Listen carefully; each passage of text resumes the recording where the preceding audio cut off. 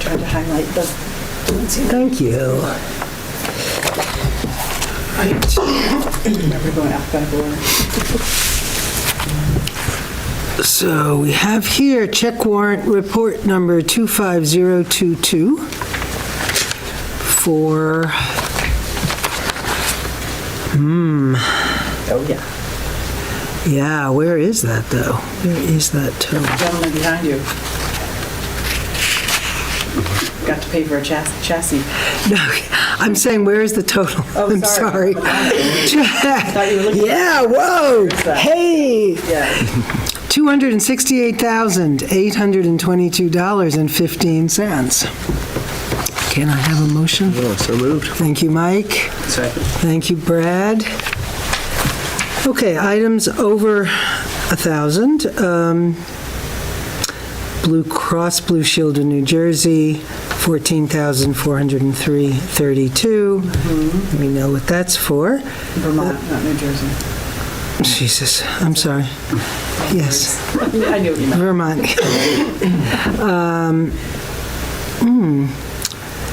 Bennington County SHE, Sheriff, $10,875. Yep. A series of going, yeah, that's the January. A series going to Bove Fuels, Yep, that's the DPW and fire department.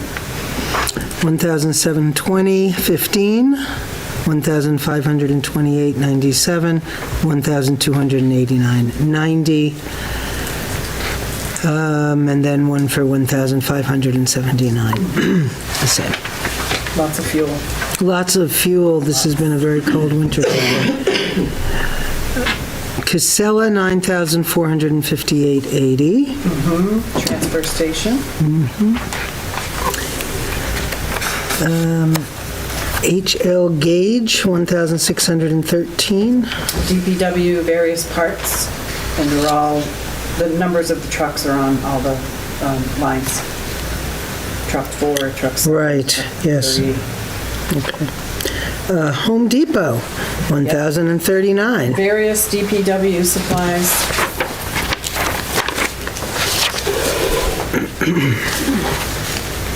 MSK Engineering, 7,917.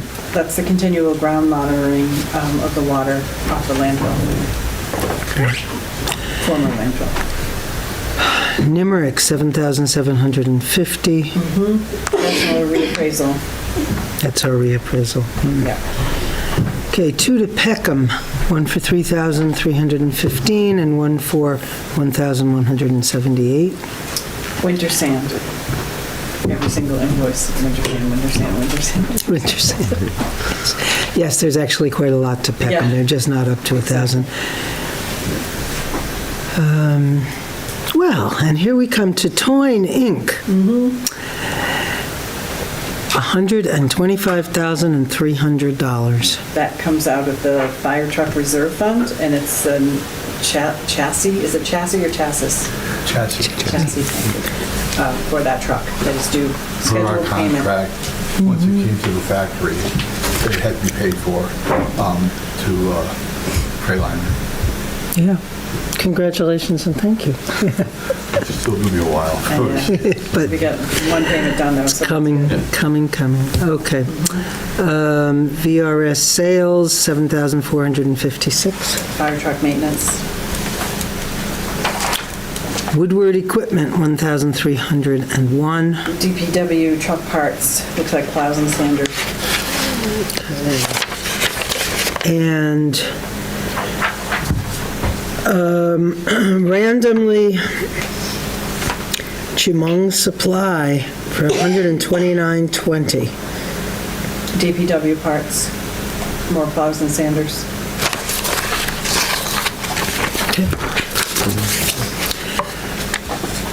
All in favor? Aye. Aye. 300.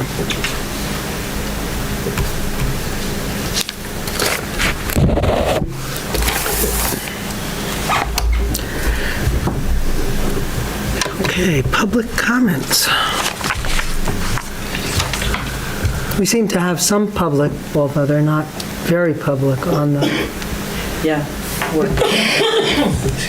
You. Everyone's coughing with things. Okay, treasurer's report. Melanie is homesick, so Paula is Yes. giving Melanie's report She sent tonight. an email, and she says, and I quote, "For the love of everything holy, please submit your HS 122 as mandated by law." This is your homestead. And also, she wants to add, if you threw away your tax bill, the information needed to file your state income tax is on our website under the grand list for tax preparers. That's what it's under. Also, don't throw away your tax bills. But the numbers we'll see next time, because she's not well. Okay. Yeah. And the DPW report. Mike is out still dealing with the roads, as we all know. Yes. It was So, a challenging storm, as all you probably know from your driveways, and cleanup is ongoing. Other than that, maintaining trucks and fixing things. Great. And next on the select board agenda here is the Shaftsbury Fire Department report with Joe Vatican. Come on up to the chair, perhaps. Then you can use this mic.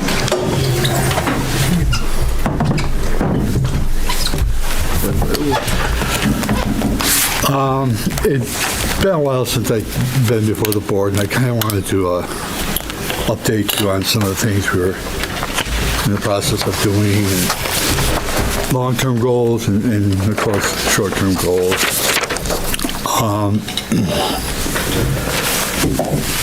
We recently submitted a grant, an AFG grant, and it's the same type of grant that we had a couple of years ago when we bought our air system, breathing air system.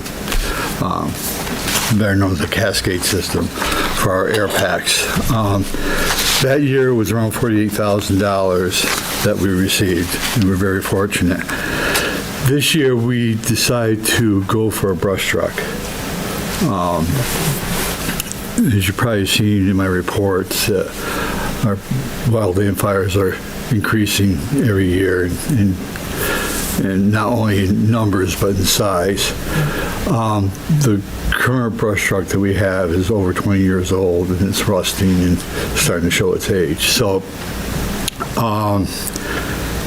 with the current climate in government, this may be the last time we see this grant. So if we don't receive the grant this year, then we're going to have to go some other avenues, but that's something we'll deal with, when the time comes. So hopefully we'll have it. And Paul, did I give you a copy of the grant that we submitted? I don't think so. I just thought maybe, the town would like to have. I think were you working on it with the BCRC? Because they may have sent me. No, this is, the narrative and the collection of the data was done by Paul Danzero, our emergency management person. He did a heck of a job writing the grant up. If we don't get it, it's not because of the submittal of the grant application, but other factors. We were all involved, Ed, Mike, and myself, in getting the information, but the real nuts and bolts of writing it up was done by Paul. So we're in hopes of it, and we'll see how it goes. So as you saw tonight, we had quite a few bills and repairs to all three of our engines. In the past year, not fiscal year, but in the past year, we spent well over $13,000 in repairs. All needed, the stuff that we kind of put some stuff off, because we knew that, it was a kind of a money crunch, and, we wanted to spread it out. But hopefully by this week, everything will be done. We got a few minor things that have to be rectified, but the bulk of it is done money-wise. So, and as you can see, it was quite hefty for 3 trucks to spend that type of money. One of them, of course, we're selling, but we have to keep it up so we can sell it, and and we still have a year and a half before we can sell it. So It was all needed. Again, the payment on the chassis for the new truck has been submitted and approved. So that's in the process. And like I said, the chassis is at the factory as of right now, and they'll start working on it. We're looking for delivery in July of 2026. So we'll plan that out as far as allocation of the funds for the sinking fund. And that's where we're at with that.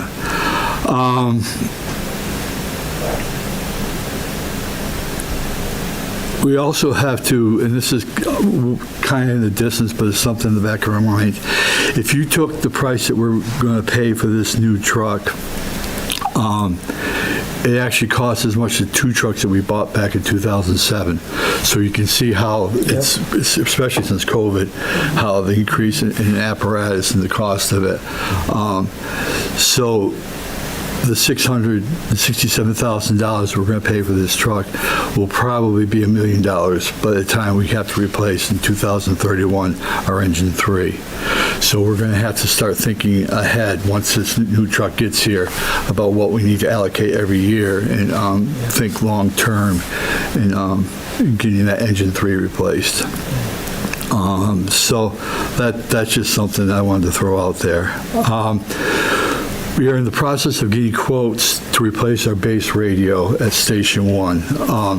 The one that we have at Station 2, that base radio is probably 30 years old, and it was a hand-me-down, and we can no longer get parts for it. It's broken down and it doesn't work. So we're going to take the base radio from here and bring it up there and get a new one for down here. Again, we are getting prices from Bearcom, and we'll see how that goes, and I may be coming back to the board very shortly. There's some logistics that we have to work out, how we can replace the antenna on the tower, which is quite high, and get at it. So there's things that we have to do in order to get this done. So that's something that's on the agenda. We are replacing the boiler at Station 2. Paula came up with a great idea, budget-wise, how we can do that, because we were kind of scrambling, trying to figure out how we were going to do that. They're quite pricey. That boiler is over 40 years old, and it's served us well, but there were some issues with it, not as bad as we thought it was going to be, but it was a wake-up call that we got to start thinking ahead and getting that thing replaced before it breaks down in the middle of winter like now, and then we're really in a bind. So that's what we're looking at right now. We just recently upgraded our electrical at the station down here. A lot of the outlets were old, then they're upgraded to GFIs and everything that we need to do. Upgraded some lighting to make it more efficient. Of course, Ed Schul is my guy for the air packs, self-breathing apparatus. We have one that we're replacing, and it's actually here, and we're getting ready to put it into service. And he said, got a schedule, and I'm going to give this to Paula just for something to, when I go to talk to you about it later for the fiscal year of next year, you'll know what I'm talking about. It's pretty self-explanatory, but once we get this upgrade, because we have to change them every 15 years by NFPA, we're going to be in really good shape for the foreseeable future. And Ed's done a really great job in providing the manpower and getting the quotes and everything else that we need to get and keeping on top of it, because it is a daunting task when you're kind of under the gun by the government and what you've got to do. So I'm here to answer any questions if you guys have any concerns, or if you have anything you'd like to talk to us about. Yeah, just with the brush truck, part of the deal with the solar company was to provide some money for a brush truck, or to provide a brush truck, right? Right. So I guess that would be contingent on the deal really happening, I guess. But Yeah, and since we haven't heard from them, and they were expecting to get their approval around now. I mean, it makes sense to me to go for Get the grant. money for a backup, especially since Yeah, and that's kind of why I say if we don't get this grant, there's other avenues, and maybe that's one that we'll have to look into. Yeah. But I haven't heard anything, in such a long time, so I'm not counting on anything either. Yeah. So it may be a great resource at one point, but, right now I'm not. Okay, yeah, we should, maybe- Well, I doubt they would take the money away from Yeah, I them. mean, It could go to the fire department. that was, part of the deal was, Yeah. they'll provide a brush truck, Yeah. basically, so. Or the Yeah. money for a brush Or truck. the money for it, yeah, so. And have they been approved? Do we know what the status is They were of? kind of waiting for the final stamp, right? They still have, A certificate of public good has been issued, okay. but then there's some last step that hadn't yet been achieved. I'm waiting. Sure. So,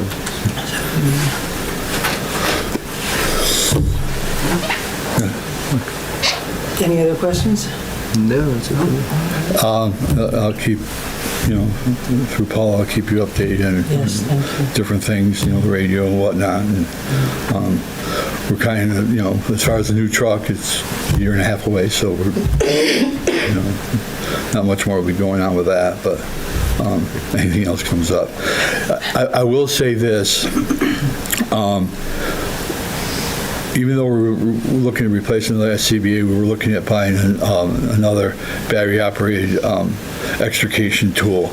But with the repairs and the money that we spent for repairs on these trucks, I'm kind of watching the bottom line so that we don't spend over our budget. So that what we'll be looking at towards, the end of the spring before the next fiscal year, so that if the money's still there, and it's kind of there right now, we'll be coming to ask for it for our equipment fund. If it's not, then next year or whatever we decide to do.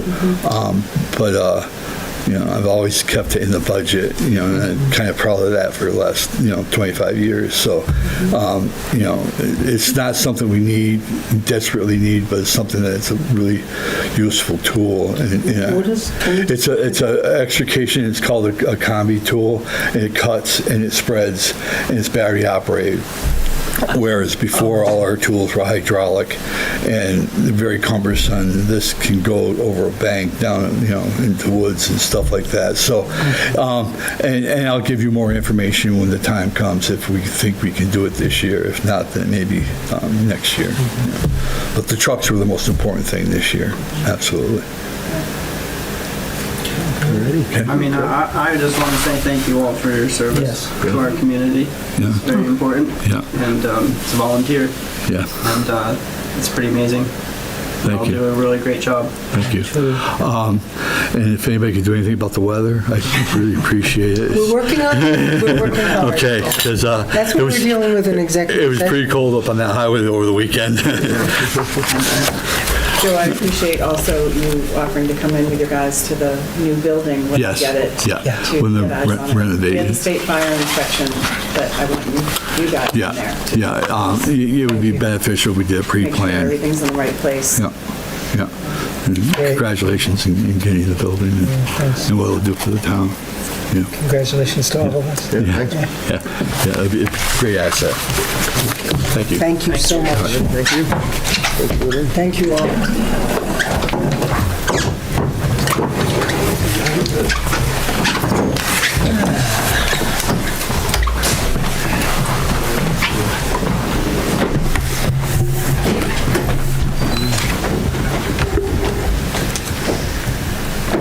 Jay is staying. That's nice.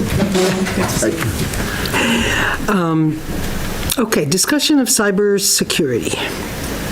That is Paula. I'm going to keep the conversation very general about this.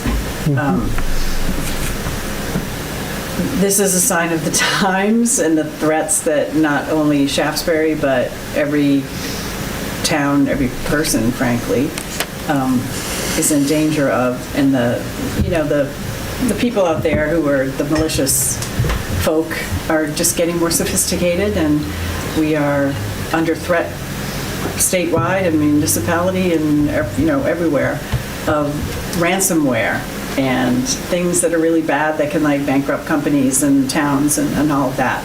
So going forward, we're going to beef up our cybersecurity efforts in tandem with RC Consulting to protect the network better, and also going to do some things in-house that we can do ourselves. I've sent Jen on one cybersecurity training. There's another one coming up at the end of February, I think the 26th, through the VLCT, if anyone else wants to. I think we all got notifications about it. Because it's that big a deal that they offered 2 dates in 2 different towns. One's in Montpelier, the other one's in Rutland. So I don't know if you want to talk about what these people are doing, like what's the situation that our computers would just go blank, or? Yeah, thanks, Jen. Yeah, the ransomware, as far as protecting ourselves, Rob is here. I think, Rob, would you like to speak?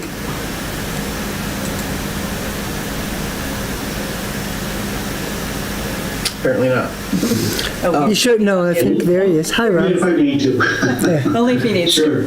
All right. Yeah, so what we've recommended is a, No, not that. Not what sorry? we're going to do, Rob. well, it's all tied together. Speak What in we're general. recommending is that there's an increase in the cybersecurity monitoring, and the whole intent here is to try to prevent access to the systems through either malware, viruses, ransomware, so on and so forth.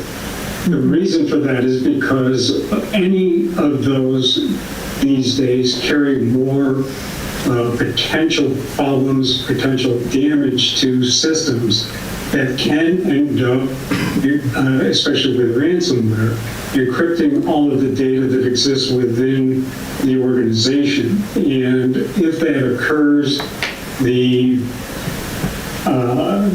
resolution either becomes paying for it, which we don't recommend, paying the ransom, or trying to resolve the issue through backups, restorations from backups and so forth. So all we're trying to do is prevent that from even happening at the onset.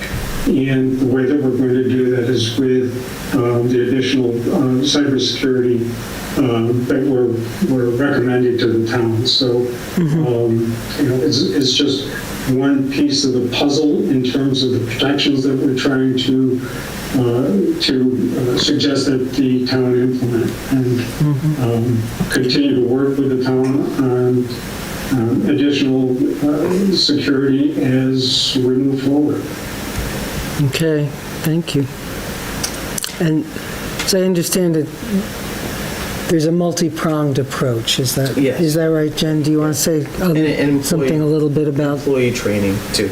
and employee Yeah. training?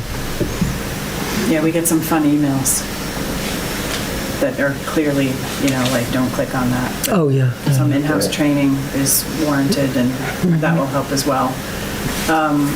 I did send you guys, I think in the last select board packet, the one before this, the state of Vermont does the threat assessment every year. And I feel like it was so much cybersecurity that was like front and center in that, and just, I'm like, oh, well, we're doing this anyway, and here it is, the state of Vermont saying, hey, protect yourselves.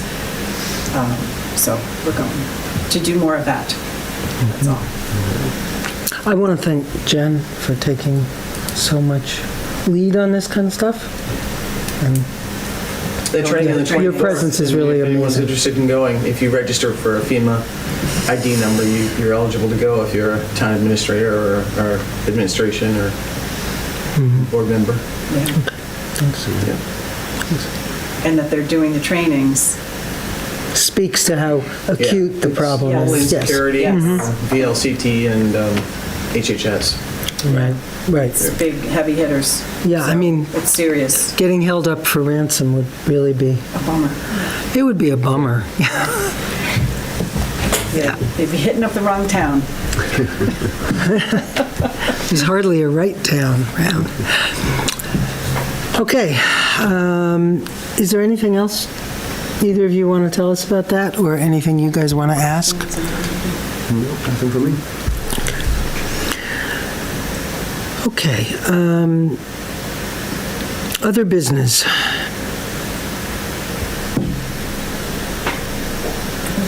Do we have that? I don't think we, Wait a minute. You were going to, the Ash Borer Committee?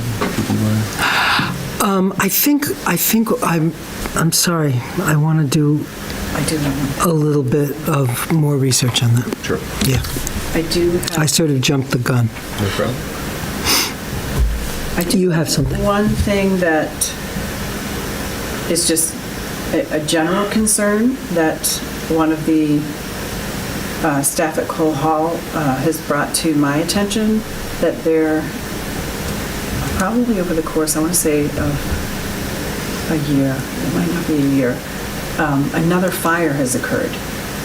So a resident of Shaftsbury brought to our attention there's been another fire in Shaftsbury at a location that no one lives in. There was a fire on Mead Road out in the Hollow area. There was one a short time after that on Lower East Road. You guys are probably familiar with that one, that no one was living in either.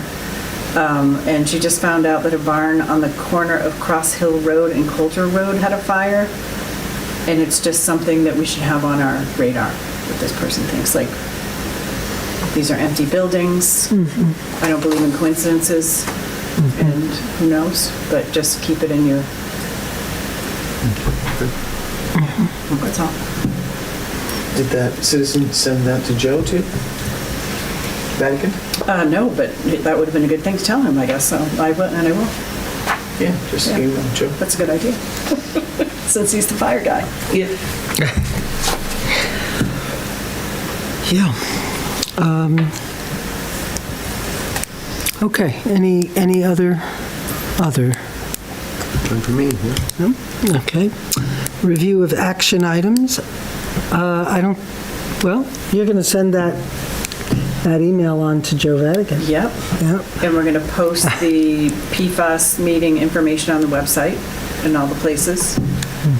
And people who are listening or listen to this later will hopefully show up for that and also consider having your wells tested. You're well tested, why not? Because Doesn't it cost adds to anything. the long-term It's free. efficacy of the research Yes, into the because what if PFAS. it's beyond South Shaftsbury, we'd want to know that. And they've explained to me that they're trying to get the biggest sample they can get when they go forward for mitigation, so. Yeah. Excellent. Okay. I would now ask for a motion to enter executive session to discuss personnel items. So moved. Thank you, Mike. Thank you, Brad, for seconding it. And we're not going to be voting, you're not going to be voting on anything, right? So we can tell the people. We're not going to come out of the... All in favor of entering executive session? Aye, okay, 300. We are not going to be coming out and taking any action at the end of this, so thank you